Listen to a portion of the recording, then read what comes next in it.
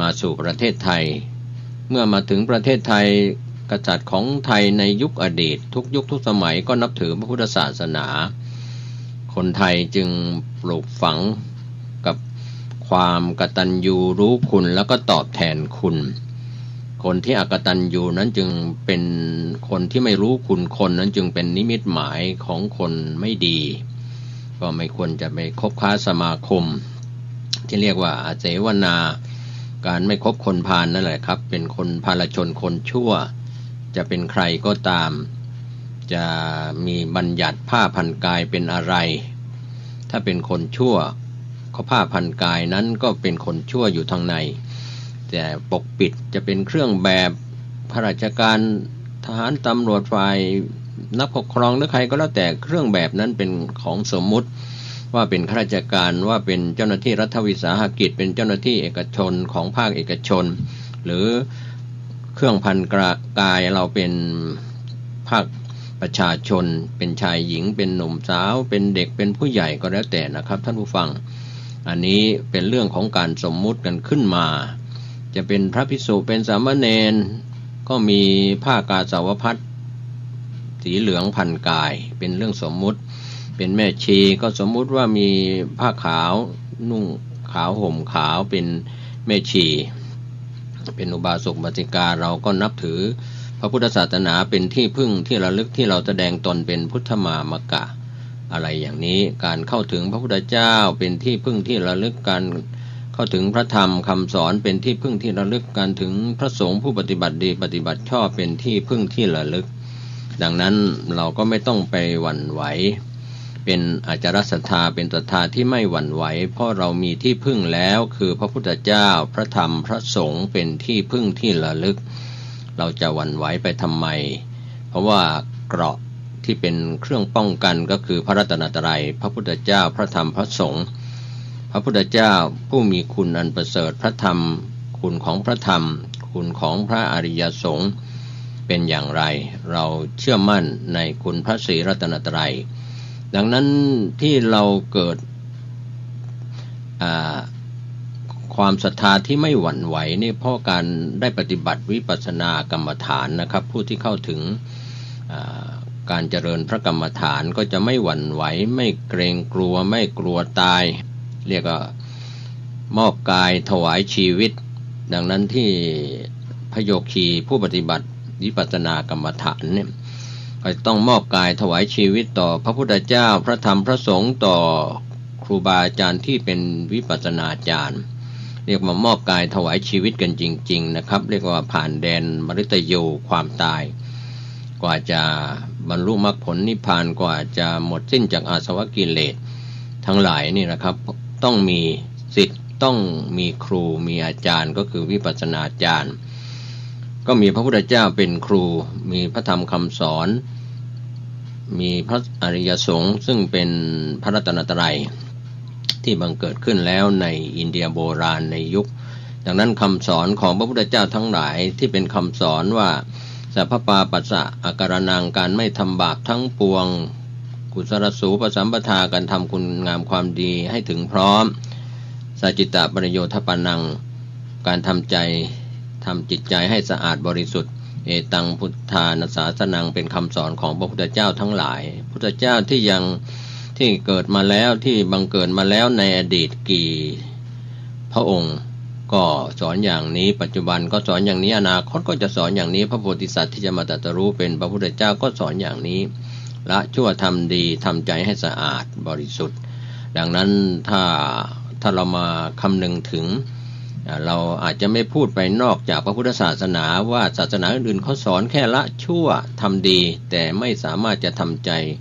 ให้เข้าถึงแดนความบริสุทธิ์เรียกว่าอมตะมหานิพพานหรืออมตะนิพพานนิพพานการดับกิเลสอาจจะสอนไปแค่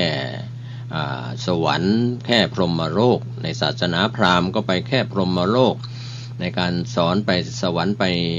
พรหมโลกเท่านั้นเมื่อหมดบุญฌานเสื่อมของพรหมก็กลับมาเกิดเป็นมนุษย์อีกเมื่อทำความดีก็วนเวียนเรียกว่าวัฏฏะสงสารอยู่ในวัฏฏะถ้าเราทำดีก็ เป็นมนุษย์ได้เป็นชาวสวรรค์6ชั้นเป็นรูปพรหม16อรูปพรหมอีก4ชั้นถ้าได้สมาธิเป็นฌานสมาบัติแต่ถ้าทำชั่วก็ไปสู่อบายมีสัตว์นรกเปรตอสุรกายตเดรัจฉานอันนี้วิสัยสำหรับปุถุชนคนที่ยังมีกิเลสในบรรดาปุถุชนนะครับท่านผู้ฟังก็ยังมี2ประเภทกัลยาณปุถุชนนี่เป็นปุถุชนที่มีกิเลสอยู่แต่ว่ายังมีจิตใจดีจิตใจงามด้วยศีลงามด้วยสมาธิงามด้วยปัญญางามด้วยการปฏิบัติวิปัสสนากรรมฐานได้ไหว้พระสวดมนต์ได้เข้าวัดฟังเทศน์ฟังธรรมเป็นกัลยาณปุถุชนแต่อันทปุถุชนนี่ก็หนาแน่นหน่อยหนาแน่นทั้งบอดทั้งเป็นปุถุชนทั้งบอดทั้งมีกิเลสหนาปัญญาหยาบอะไรทำนองนั้นแต่เราก็ไม่ว่ากันคนเหล่านั้นก็จะได้มีโอกาสลืมตาอ้าปากได้เพราะว่าได้สร้างนิสัยอุปนิสัยที่ดีได้ยินได้ฟังธรรมบ่อยๆจะตั้งใจฟังไม่ตั้งใจฟังก็แล้วแต่พระสวดสาธยายมนต์ดูตัวอย่างค้างคาว500ตัวนะครับที่พระไปสาธยายอภิธรรมในถ้ำค้างคาว500ตัวที่เกาะอยู่ที่ผนังถ้ำตกมาตายไปสู่แดนสวรรค์เพราะใจเป็นกุศลนะครับฟังไม่รู้เรื่องนะกุศลธรรมมากุศลธรรมมาอัพยากตาธรรมาในอภิธรรม7คัมภีร์พระสาธยายค้างคาว500ตัวตกมาตายก็มีนิสัยการฟังนี่ไม่ใช่ว่าไม่มีนิสัยนะครับท่านผู้ฟังท่านจะเป็นใครอยู่ที่ไหนอย่างไรในเวลานี้ฟังการแบ่งปันความคิดดีๆของเราท่านทั้งหลายทั้งพระภิกษุสามเณรแม่ชีอุบาสกอุบาสิกาศรัทธาประชาชนจะนับถือศาสนาพุทธหรือไม่ได้นับถือศาสนาพุทธก็มีสิทธิ์ที่จะฟังแล้วอย่างตัวอย่างพระพุทธองค์ไปในยุคพุทธกาลไปโปรดคนนอกศาสนาไม่ว่าจะนับถือศาสนาพราหมณ์ศาสนาอื่นๆก็ไปโปรดเพราะเขามีนิสัยมีอุปนิสัยที่จะได้บรรลุมรรคผลนิพพานตัวอย่างที่พระพุทธองค์ทรงโปรดองคุลิมานโจรในฆ่าคนเกือบ1,000 คนทำไมมีอุปนิสัยมีนิสัยมีอุปนิสัยได้อรหัตผลถ้าไปฆ่ามารดาผู้เป็นแม่โจรองคุลิมานก็จะไม่สามารถห้ามการบรรลุมรรคผลห้ามสวรรค์ห้ามนิพพานเลยทีเดียวเพราะฉะนั้นการที่เราคำนึงถึงหลักธรรมในทางพระพุทธศาสนาที่ว่าเป็นบาปหนักเป็นอนันตริยกรรมอย่างเช่นการฆ่าพ่อฆ่าแม่ฆ่าพระอรหันต์ทำโลหิตพระพุทธเจ้าให้ห่อเลือดยุยงสงฆ์ให้แตกแยกกันอะไรอย่างนี้ในอนันตริยกรรม5อย่างก็เป็นตัวอย่างว่าการทำบาปลูกที่ฆ่าพ่อฆ่าแม่เนี่ยไม่ได้เกิดนะครับไม่ได้เกิดในแดนมนุษย์แดนสวรรค์แดนพรหมจะต้องไปอบายเพราะว่าผู้มีพระคุณให้ข้าวเรียกว่าเลือดเนื้อของพ่อของแม่อยู่ในตัวยังฆ่าพ่อเป็นปิตุฆาตได้ลงคอฆ่าแม่เป็นมาตุฆาตได้อย่างลงคอส่วนการฆ่าพระอรหันต์นั้นเราก็ไม่รู้ว่าในเวลานี้ใครเป็นพระอรหันต์ถ้าแบบบุคคลนั้นก็เป็นพระอรหันต์ผู้เป็นพระขีณาสพหมดสิ้นจากอาสวะกิเลสก็เป็นอนันตริยกรรมทำร้ายพุทธเจ้าในสมัยอินเดียโบราณก็มีพระเทวทัตก็เป็นอนันตริยกรรมกิ้งหินลงมาจากภูเขาคิจกูฏเพื่อจะฆ่าพระพุทธเจ้าแต่ว่าสะเก็ดหินที่หินกระทบกันแล้วสะเก็ดหินก็เด่นไปถูกพระพุทธองค์จนห่อพระโลหิตก็บาปหนักยุยงสงฆ์ให้แตกแยกกันก็มีพระเทวทัตยุยงสงฆ์ฝ่ายนั้นฝ่ายนี้ให้แตกแยกกันในสมัยโบราณในสมัยอินเดียโบราณในปัจจุบันนี้ก็มีสิทธิ์เป็นได้พระภิกษุสามเณรที่ยุยงให้แตกแยกกันจากหมู่จากคณะไม่ว่าจะเป็นนิกายหรือจะเป็นเถรวาทหรือมหายานอะไรก็แล้วแต่นะครับสงฆ์ที่เขาอยู่กันด้วยความรักความสามัคคีปรองดองกันดีอยู่แล้วหมู่สงฆ์แปลว่าหมู่มีการรวมกลุ่มกันแล้วเขาอยู่กันอย่างมีเรียกว่าอะไรมีสมานฉันท์เข้ากันได้เหมือนน้ำกับน้ำนมนะครับท่านผู้ฟังเมื่อน้ำกับน้ำนมเข้ากันได้ก็เหมือนพระภิกษุสามเณรมีศีลคุณสมาธิคุณปัญญาคุณมีข้อวัดปฏิบัติเป็นผู้ปฏิบัติดีปฏิบัติชอบเป็นปฏิฆาหกผู้รับทาน ของศรัทธานาบุญทายกทายิกาตถาทั้งหลายนะครับดังนั้นเราต้องให้ความสำคัญวันนี้ลูกหลานของเราที่เติบโตมาที่เกิดมาเหล่ากอของสมณะก็คือสามเณรที่จะสืบอายุพระพุทธศาสนาเมื่อได้อุปสมบทเป็นพระภิกษุก็เป็นสาธนทายาทสืบต่ออายุพระพุทธศาสนาทั้งหญิงทั้งชายที่เป็นลูกชายที่ยังอายุไม่ครบบวชหรืออายุครบบวชแล้วหรืออายุยังไม่ถึงการอุปสมบทเป็นพระภิกษุก็เป็นบรรพชาเป็นสามเณรก็เป็นสาธนทายาทหรือในยุคพุทธกาลในยุคอินเดียโบราณนั้นก็มีภิกษุณีสิกขมานาสามเณรีนะครับก็มีพระวินัยบัญญัติกันในปัจจุบันผู้ดำเนินรายการก็ไม่กล่าวถึงนะครับที่เราจะอุปโลกมีภิกษุณีกับชาติกันมาเกิดอีกหรือไม่อย่างไรก็ว่ากันไปตามพระวินัยปิฎกนะครับการที่พระพุทธองค์ทรงบัญญัติพระวินัยปิฎกไว้ในเรื่องของภิกษุณีวิพังก็ไปดูกันเองก็แล้วกันแต่ว่าในปัจจุบันจะไปบวชกันที่ไหนจากต่างประเทศหรือที่ไหนมามีเพศหญิงของเรานะครับก็นุ่งเหลืองห่มเหลืองเราก็ไหว้ได้เราก็กราบได้ถือว่าเป็นผู้ทรงศีลทรงธรรมเราแสดงความเคารพได้แสดงความนับถือได้ดังนั้นพระภิกษุสามเณรหรือแม่ชีที่มีศีลมากกว่าคฤหัสถ์ผู้ครองเรือนที่ถือศีล5เป็นปกติเป็นนิจศีลกันอยู่แล้วดังนั้นในวันนี้และวันหน้าถ้าเราจะรักษาพระพุทธศาสนาเราก็รักษาที่สถาบันครอบครัวก่อนถ้าคนในครอบครัวยังไม่สามารถจะรักษาศีลไม่ได้รักษาศีลยังไม่ได้ปฏิบัติธรรมยังไม่ได้ไหว้พระยังไม่ได้สวดมนต์ลูกหลานไม่เชื่อถ้อยฟังคำพ่อแม่ไม่สั่งสอนลูกหลานอะไรอย่างนี้เป็นต้นเป็นตัวอย่างต่างคนต่างอยู่ก็เป็นโรคก้มหน้ากันละครับทั้งพ่อทั้งแม่ทั้งลูกทั้งหลานทั้งญาติสนิทมิตรสหายก้มหน้าเล่นเน็ตเล่นเฟซเล่นไลน์กันไม่ค่อยจะได้มีเวลาคุยกันที่ผู้ดำเนินรายการเล่าสู่ท่านผู้ฟังเมื่อคราวก่อนว่าขณะลูกสาวกำลังกลับมาจากต่างประเทศไปศึกษาต่างประเทศไปรอรับที่สนามบินคุณแม่ก็นั่งเล่นเฟซเล่นไลน์ก้มหน้าคุณพ่อก็รอชะเง้อดูว่าลูกสาวลงจากเครื่องบินแล้วผ่านเข้ามาที่ห้องผู้โดยสารขาเข้ามาสู่ประเทศคุณแม่ก็ยังนั่งเล่นจนไม่รู้ว่าลูกมาถึงแล้วฉันใดในเรื่องราวที่เกิดขึ้นจริงในชีวิตของสังคมก้มหน้ากันทุกวันนี้เราก็ไม่ว่าอะไรกันนะครับก็ใช้ให้ก่อเกิดประโยชน์ไม่ว่าจะเป็น Facebook LINE หรือ YouTube หรือโซเชียลเน็ตเวิร์กต่างๆก็เป็นดาบสองคมนะครับลูกหลานของเราที่กำลังมัวเมากันกับเรื่องของสิ่งเหล่านี้ก็ขอให้ดำเนินการใช้ให้ก่อเกิดประโยชน์โทรศัพท์มือถือทั้งเน็ตทั้งเฟซทั้งไลน์ทั้งโซเชียลเน็ตเวิร์กก็เป็นเรื่องราวที่เรากำลังเรียกว่าเป็นไปตามยุคตามสมัยเป็นยุคที่วัตถุเจริญนะครับด้านจิตใจของเรา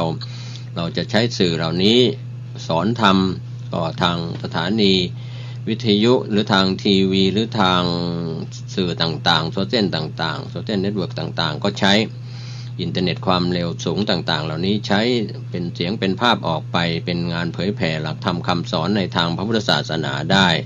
ถ้าเราใช้สื่อเหล่านี้ให้ก่อเกิดประโยชน์ในการส่งข้อความหากันแทนการส่งโทรสารส่งแฟกซ์หรือส่งข้อความเมสเสจกันในเรื่องอื่นๆที่รวดเร็วทันใจกว่ายุคอดีตในยุคที่เราต้องใช้พิมพ์ดีดพิมพ์คอมก็มาใช้ส่งข้อความกันส่งภาพกันอย่างรวดเร็วทันใจทันสมัยอย่างปัจจุบันมีทั้งคุณประโยชน์ต่อการใช้ส่วนตัวส่วนครอบครัวส่วนหน่วยงานทั้งภาคราชการทั้งรัฐวิสาหกิจทั้งเอกชนนะครับก็ได้ประโยชน์ขอให้เราใช้ประโยชน์แม้ว่าเรากำลังพัฒนาประเทศไทยเป็นไทยแลนด์ 4.0 ไปจะก้าวกระโดดไปเป็น 5.0 6.0 ไปเท่าไหร่ก็เราก็คงจะยังมีลมหายใจเห็นความก้าวหน้าของวัตถุในเรื่องราวต่างๆที่เราติดต่อสื่อสารกันได้ทั่วโลกแต่ความเจริญทางด้านจิตใจล่ะครับท่านผู้ฟังลองกลับมา อายตนะภายในของเรามี6มีตามีหูมีจมูกมีลิ้นมีกายแล้วก็มีใจที่เราชาวพุทธจะย่อมเข้าใจเราไม่ใช่เป็นประเภทพหุเทวนิยมเทยมนิยมพวกเทวรูปหรือองค์ทั้งหลายที่เราเข้าเจ้าเข้าทรงเชื่ออะไรกันต่างๆแต่เราเชื่อในคุณของพระพุทธเจ้าเชื่อในคุณของพระธรรมเชื่อในคุณของพระอริยสงฆ์ที่ปฏิบัติดีปฏิบัติชอบดังนั้นลูกหลานของเราทำไมห่างไกลจากพระพุทธศาสนาเพราะอะไรเพราะว่าในเวลานี้เป็นการศึกษาวิชาการทางโลกสุดโต่งกันทีเดียวเรียนกันให้จบปริญญาเอกทั้งในประเทศและต่างประเทศเพื่อไปประกอบอาชีพแต่บางครั้งก็เอ็นดูเขาเอ็นเราขาดเหมือนกันเรียนทำงานแล้วทำงานก็เกิดอาการเครียดนะครับในการเรียนก็เครียดไปทำงานก็เครียดแล้วก็แม้เกษียณอายุราชการแล้วบางคนบางท่านที่เป็นข้าราชการก็ยังไม่ได้มีเวลาพักผ่อนก็ถูกมรสุมลุมเร้าด้วยโรคภัยไข้เจ็บที่เบียดเบียนฐานทั้ง4นี่นะครับท่านผู้ฟังครับที่เรามีกรรมเป็นสมุฏฐานมีจิตเป็นสมุฏฐานมีอุตุเป็นสมุฏฐานมีอาหารเป็นสมุฏฐานกรรมจิตอุตุอาหารเนี่ยเป็นที่มาของโรคภัยไข้เจ็บที่เข้ามาเบียดเบียนคำว่ากรรมเป็นสมุฏฐานนั้นก็มีซึ่งเป็นอกุศลกรรมซึ่งเราอาจจะทำผิดศีลใน5ข้อฆ่าสัตว์ลักทรัพย์เสพกามที่ผิดกล่าวคำเท็จดื่มเครื่องดื่มแอลกอฮอล์เหล่านี้เป็นกรรมที่ไม่ดีก็เป็นเหตุให้เกิดเป็นสมุฏฐานของโรคเรียกว่าโรคกรรมที่เราทำไม่ดีคำว่ากรรมนี้หมายถึงอกุศลกรรมแต่ถ้าเป็นกุศลกรรมเป็นกรรมดีก็จะทำให้เราดูผิวพรรณหน้าตาสดใสแจ่มใสนะครับไม่เศร้าซึมไม่เป็นโรคซึมเศร้าไม่เป็นโรคประสาทไม่เป็นโรคอะไรที่เราใช้ศัพท์กันว่าวิกลจริตก็ดีผีบ้าก็ตามหรืออะไรก็ตามในที่ขาดสติเขาเรียกว่าอุมัตตโกเป็นดุจดังคนบ้านะครับปุถุชโนอุมัตตโกเนี่ยปุถุชนเรานี่ก็เหมือนดังคนที่ขาดสติที่อาจจะทำอะไรขาดความยั้งคิดที่ไม่ขาดสตินั่นแหละครับขาดความยั้งคิดขาดสติขาดการควบคุมตนเองก็ทำให้เราเห็นได้ในปัจจุบันนี้มากมายนะครับท่านผู้ฟังเรื่องของยาเสพติดยาบ้ายาไอซ์ยาอีฝิ่นกัญชาเฮโรอีนยาเสพติดทุกชนิดนะครับทำให้เรียกว่าโดยเฉพาะยาบ้าที่เราใช้ศัพท์ว่ายาบ้าก็บ้าจริงๆให้เสพก็เสียเพราะฉะนั้นในเวลานี้ก็ฝากถึงพระเถระครูบาอาจารย์พระสังฆาธิการฝ่ายปกครองนะครับในการดูแลพระภิกษุสามเณรหรือศิษย์ที่อยู่ในวัดในอารามในวัดต่างๆก็ในขณะนี้ก็ได้มีข่าวแจ้งข่าวบอกข่าวกันว่า